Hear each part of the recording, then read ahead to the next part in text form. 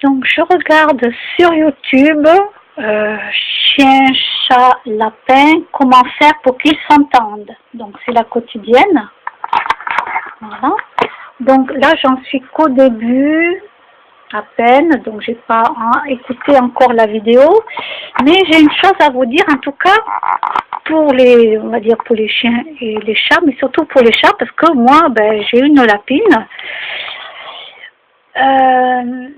Et donc elle était là avant que les chats arrivent. Et quand les chats sont arrivés, donc c'était presque la maman, quoi. Voilà, mais elle est piétinée, hein. Elle leur sautait dessus, elle partait en courant, elle piétinait les chatons. Ah là là là là. Donc Max et Kimono, bien sûr, ils avaient un mois et demi. C'était elle qui piétinait. Ça faisait pas mal, mais elle sautait. Oh les pauvres. Alors là, ils ont eu une maman, je vous dis pas. Donc oui, ils ont grandi ensemble. Elle est morte 7 ans et demi après, presque 8 ans. Et comment ils ont fait pour s'entendre ensemble? Parce qu'ils ont vécu ensemble. Voilà. Eux, ils étaient petits, ils l'ont connue quand ils sont arrivés. Elle, c'était comme une sorte de maman, quoi. Et ils s'entendaient très bien. Donc, non, les chats n'ont jamais touché ma lapine. Et même les chats de l'extérieur qui venaient là où j'habitais, vous pouvez imaginer, parce que ma lapine, elle a fait au moins 3 déménagements avec nous, et surtout avec moi après.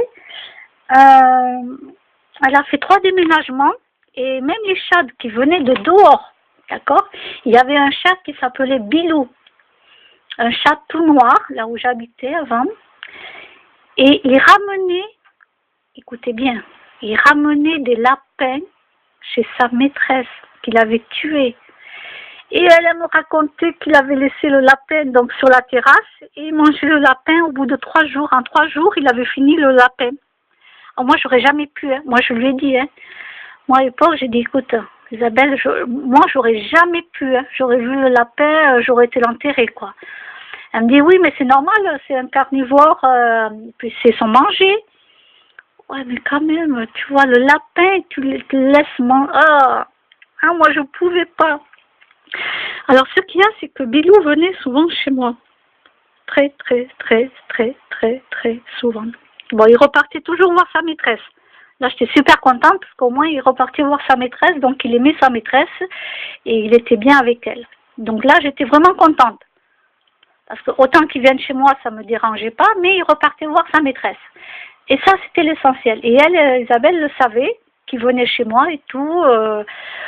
Vraiment, il n'y avait aucun problème. Elle est même venue chez moi, tout ça. Elle a vu Bilou, comment il était avec ma lapine.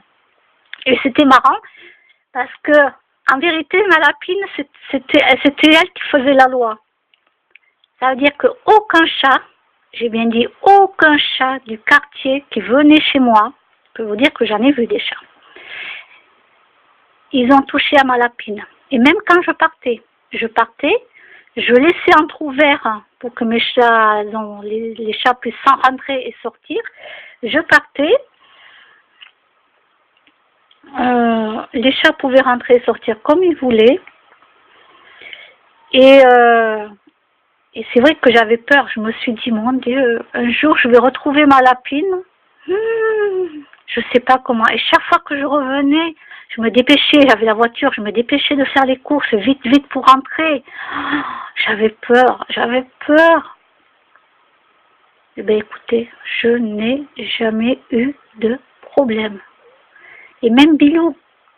Bilou est rentré, et puis ma copine, elle était là avec moi, donc chez moi. Et Bilou, là, il avançait tout doucement vers ma lapine pour sentir. Alors, nous, on avait la pétoche, hein, parce que ma copine me disait, non mais, il va la tuer. Ne le laisse pas faire, il va la tuer. Il me ramène de la peine chez moi. Alors moi, je ne savais pas trop ce que je devais dire ou pas. Je laissais faire et puis je regardais ma lapine. Parce que ma lapine pouvait partir en courant. Je l'aurais protégée. Eh bien, écoutez, ma lapine, il suffisait juste qu'elle avance avec les 2 pattes de devant. Elle faisait un bond devant en faisant... Je ne sais pas comment elle faisait ce bruit. Bilou est parti en courant. On a rigolé. Il est parti en courant. Et ce jour-là, j'ai compris que je pouvais partir en paix. Voilà, que même Bilou, des fois je rentrais chez moi, Bilou était installé en haut des armoires, tranquille. Zara était sur le lit, tranquille, dans le canapé lit à la salle à manger. Tranquille, quoi. J'arrivais, je ne savais pas comment j'allais trouver de chat chez moi. C'était pas compliqué. Et puis, ma voisine, elle savait où était le chat. Elle sonnait chez moi, le chat était chez moi. Hein. Donc, même une dame, un jour, m'a dit que j'étais la maman des chats. Ça a été mon plus beau... c'est simple, ça a été mon plus beau cadeau dans ma vie, qu'on me dise, je suis la maman des chats. Vous vous rendez compte? Rien que ça, c'est énorme. C'est énorme. On ne peut pas me faire un aussi beau cadeau que ça, quoi. Parce que j'aime les animaux. Je peux rien s'il y a tous les chats qui viennent chez moi. Et ça, vous trouvez du réconfort, de l'amour, de la chaleur en hiver, à manger, à boire. Qu'est-ce que vous voulez de plus pour un animal? Franchement. Alors, il y en a beaucoup qui ont des maîtres. Mais les maîtres n'ont pas le même amour que moi j'ai pour eux. Les animaux. Ils peuvent pas les animaux le sentent. Mais les maîtres ne connaissent pas. N'ont pas ce même amour que j'ai. Pourquoi? Parce que déjà, je ne mange pas d'animaux. Donc, automatiquement, mon énergie en moi, elle est différente des autres personnes qui mangent des animaux. Vous voyez ce que je veux dire? Et j'ai un amour en moi des animaux qui fait que je donne à manger ou pas, ils viennent quand même chez moi.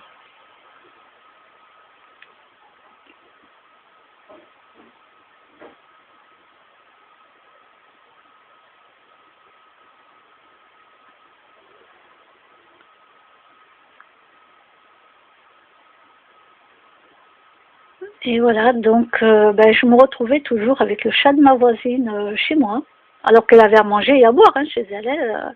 Mais non, il fallait qu'elle vienne chez moi.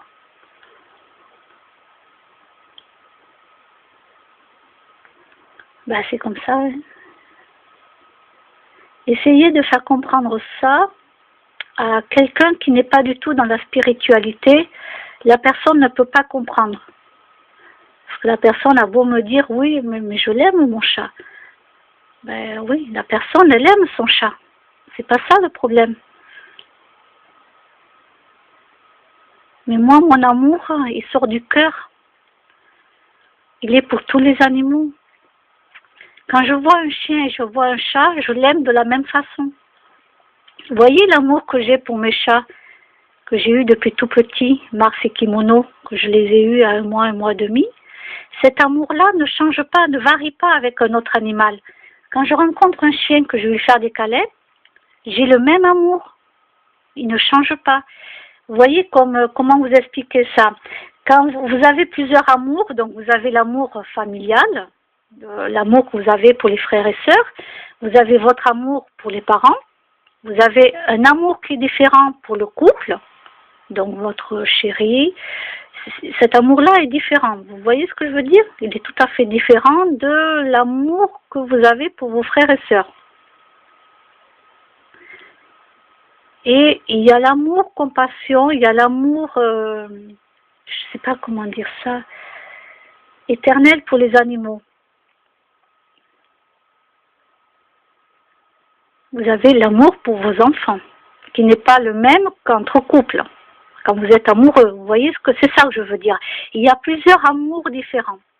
Et cet amour qui sort du cœur, je vais vous donner un exemple, c'est pour, par exemple, l'amour pour les animaux. Mon amour à moi que j'ai pour les animaux n'est pas le même que, je ne sais pas moi, que quelqu'un d'autre qui peut avoir 10 chats. Quelqu'un peut avoir 10 chats, mais elle n'aura pas le même amour que moi j'ai. Et ce qu'il y a, c'est que moi je dégage une énergie que les autres, s'ils mangent des animaux, ne vont pas dégager la même énergie.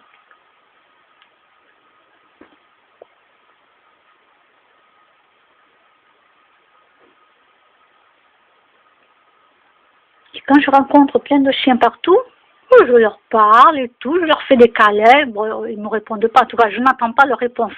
Voilà, je ne sais pas communiquer de âme à âme avec les animaux. Et mais voilà, je leur fais des câlins et tout, vraiment,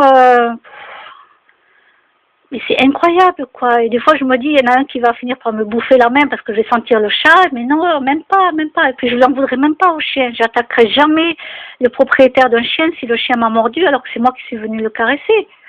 Jamais, mais jamais de la vie, et jamais j'irai dire quoi que ce soit, je ferai pas euthanasier un chien. C'est de ma faute à moi. Il faut être responsable de ce qu'on fait. Et puis voilà.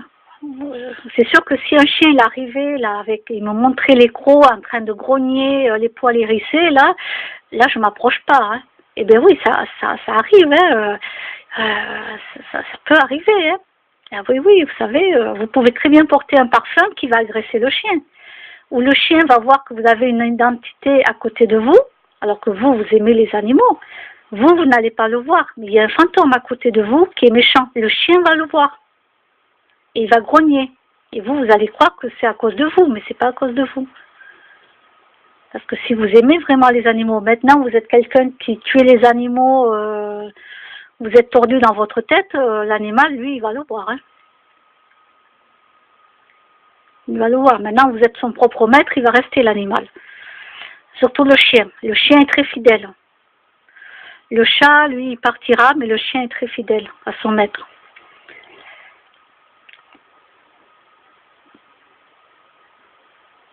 Donc, pour qu'un chat s'attende avec un lapin, ben, il faut les élever ensemble. C'est pas compliqué, il faut les élever ensemble. Il faut laisser le lapin en liberté. Vous protégez tous les murs et tous les angles de murs, tout ça, avec des planches en bois. Même si vous les mettez en couleur, peu importe, avec des planches en bois. Vos fils électriques, il faut bien les scotcher. Parce qu'un lapin, ça vous coupe un fil électrique. Moi, ça m'est déjà arrivé, j'étais au téléphone, elle m'a coupé le fil du téléphone en deux. Bon, j'étais avec une copine, donc ça allait. Elle s'est même pas pris l'électricité. Hein. Ah non, combien de fois elle m'a bouffé. Un jour, j'avais laissé le fil qui traînait de l'aspirateur. Elle m'avait grignoté déjà le fil de l'aspirateur qui est gros quand même. Hein. Alors, elle n'a pas coupé en deux, non. Et madame, elle avait commencé à le grignoter. Il a fallu que je mette un scotch spécial. Alors après, je me suis rappelé que je devais vite ranger le fil de l'aspirateur pour pas qu'elle me le bouffe. Vous voyez? Et que je pense à ranger l'aspirateur. Oui. Donc, un lapin, ça va se faire beaucoup les dents. Donc, prévoyez des planches en bois. C'est obligé qu'un lapin se fasse les dents. Un lapin peut tout vous ronger, mais à vous, après, quand vous partez, à tout remettre à neuf. C'est pas compliqué. Voilà, c'est ça, ou vous n'achetez pas de lapin. Alors, vous allez me dire, oui, mais on peut le mettre en cage. Alors, je vais vous dire, renseignez-vous sur Internet pour le lapin. Le lapin, il sait qu'il est en prison. Pourquoi? Parce que le lapin, dans la vision de près, il ne voit pas bien. Il ne voit pas. Vous regardez sur Internet, il voit au bout de tant de mètres. Voilà, sa vision, elle est écartée après. Il voit au bout de tant de mètres, mais très près, il ne voit pas. Et c'est très flou chez lui, chez le lapin.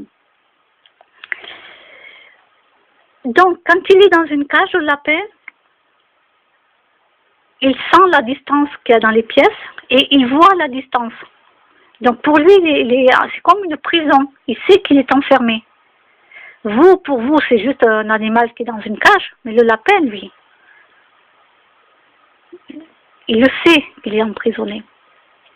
Donc renseignez-vous sur Internet avant d'offrir un lapin à vos enfants.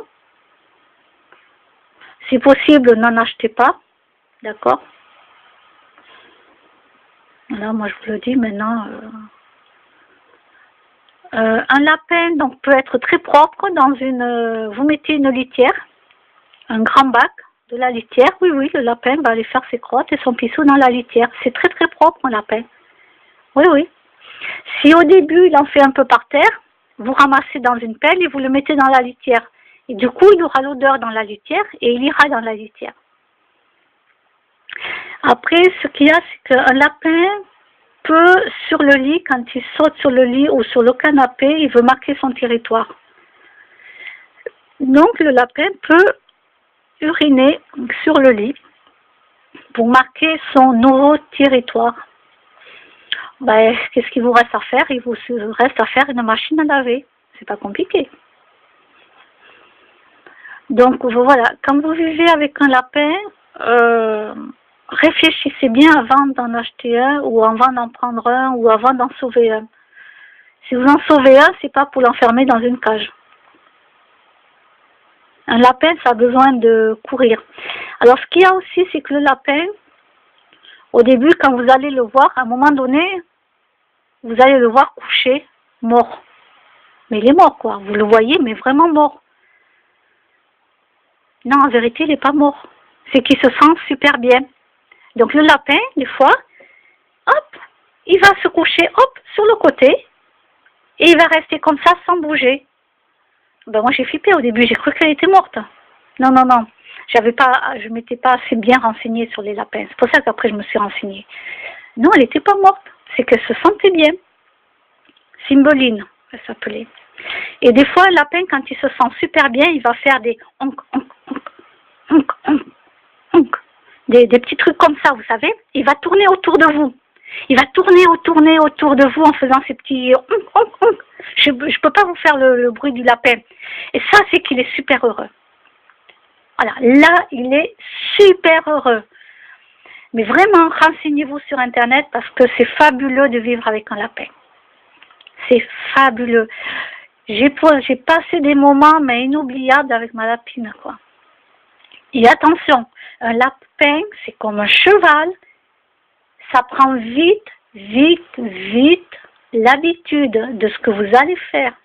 C'est-à-dire que ma lapine, dès qu'elle m'entendait toucher un sachet qui faisait un certain bruit, elle savait que c'était pour elle, que c'était une friandise pour elle. Et elle le savait, j'avais pas besoin de l'appeler. Et je peux vous dire qu'elle arrive en courant. Hein.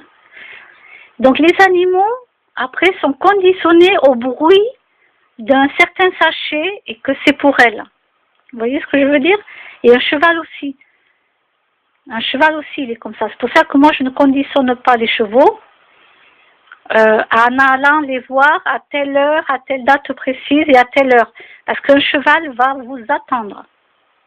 Eh oui, un cheval va vous attendre. Il sait quel est le moment où vous arrivez et à quelle heure que vous arrivez. Donc, il ne faut jamais, en tout cas pour moi, je ne conditionne jamais les animaux à m'attendre. Pourquoi? Parce que si je ne peux pas y aller, le cheval va être là en train de m'attendre. Donc non, je ne conditionne jamais et je ne conditionne pas mes animaux. Quand j'avais ma lapine pour les gâteries, les friandises, je ne la conditionnais jamais tel jour et à telle heure. C'était à n'importe quel moment les friandises. Elle entendait juste le bruit, elle arrivait en courant. C'était incroyable, hein? Mais je ne la conditionnais pas à attendre telle heure ou tel jour. Voilà. Et pour mes chats, c'est pareil, je donne des friandises quand je veux donner des friandises. Voilà. Après, qu'est-ce que j'ai eu? J'ai eu Mars. Pour vous parler du conditionnement, comme quoi un animal, c'est incroyable. Mars, mon chat, avant, je me couchais à 23h pile. J'avais des heures précises, 23h. D'accord? J'étais habituée à me coucher à 23h pile. À peu près, à 2 minutes près. À la fin du film, quoi. À la fin du film, tout ça finissait vers 23h. Et bien, mon chat, Mars, quand j'étais devant l'ordinateur, il venait à côté de moi et me miaulait. Il me touchait avec sa patte. Il me touchait et il me miaulait. Alors moi, je croyais qu'il voulait un câlin, donc je lui faisais un câlin, tout ça. Et mais il continuait. Et je comprenais pas. Je lui disais que je l'aimais, je lui faisais un bisou sur la tête. Je lui disais, mais qu'est-ce que tu veux, qu'est-ce que tu as? Et je comprenais pas. Et puis j'ai compris. C'est qu'il était 23h et que j'étais pas couchée. Et des fois, 10 minutes avant, il arrivait, il se mettait à côté de moi et il attendait. et me miauler pour que j'aille me coucher. Est-ce que vous pouvez imaginer ça? Me miauler parce qu'il allait être 23 heures et que j'étais pas couchée. Il s'était conditionné lui-même, parce que moi j'allais me coucher à 23 heures, donc il venait avec moi. Il était conditionné, sans que moi je le sache, parce que je ne le savais pas. Et c'était incroyable. Il me rappelait à l'ordre pour que j'aille me coucher. Parce que vous pouvez imaginer ça. Et là, je lui ai dit, ben là, tu es vraiment mon ange gardien. Et puis petit à petit, je l'ai déprogrammé. Ça veut dire que des fois, j'allais me coucher plus tôt. Voilà. Alors quand je me couchais plus tard, c'était difficile parce qu'il venait me miauler tout le temps pour me dire il faut que j'aille me coucher. Donc je le prenais dans mes bras, je le portais, j'allais boire un peu d'eau. Donc j'ai fait en sorte de le déprogrammer petit à petit pour ne pas qu'à 23 heures, il vienne tout le temps me miauler à côté de moi pour me dire il faut aller dormir. Ben oui, donc souvent ça m'arrive même d'être couchée à 21 heures, 22 heures. Voilà, j'ai pas d'heure pour me coucher le soir. Hier soir, je me suis couchée vachement tard parce que j'ai regardé ma série. Donc, il était entre 23 heures et minuit. Mais là, maintenant, mon chat, ça fait longtemps qu'il me réclame plus d'aller me coucher. Voilà, il a compris que, par lui-même, il a compris que j'allais me coucher quand j'allais me coucher. Voilà. Donc, un animal, il est sensible. Il est à l'écoute de vous. C'est plutôt nous qui ne sommes pas assez à l'écoute de notre animal. Et j'ai qu'une chose à dire, que c'est fabuleux. C'est fabuleux. Donc si un jour vous avez un lapin, franchement, faites-le vivre, mais pas dans une cage. Protégez vos murs, protégez tout. Et si vous devez un jour refaire les murs, vous le referez. Qu'est-ce que ça peut faire? Vous rendrez l'appartement ou la maison nickel, c'est tout. C'est pas un souci.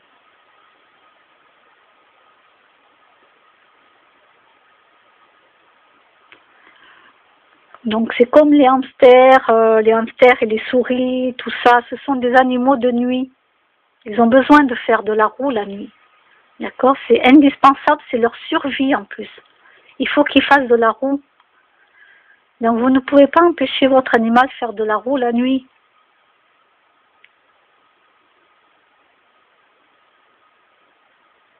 Un animal, c'est pas un jouet, c'est pas une peluche.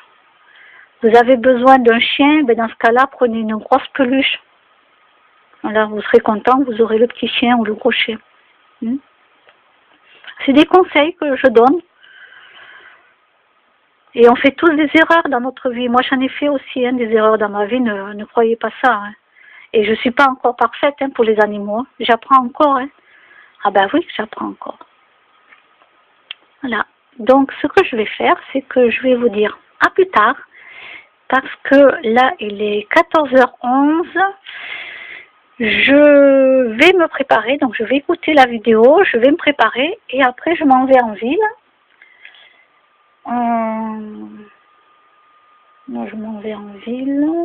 Je crois que je vais rester du côté de la Patte d'Oie. J'ai pas envie de monter jusqu'en haut.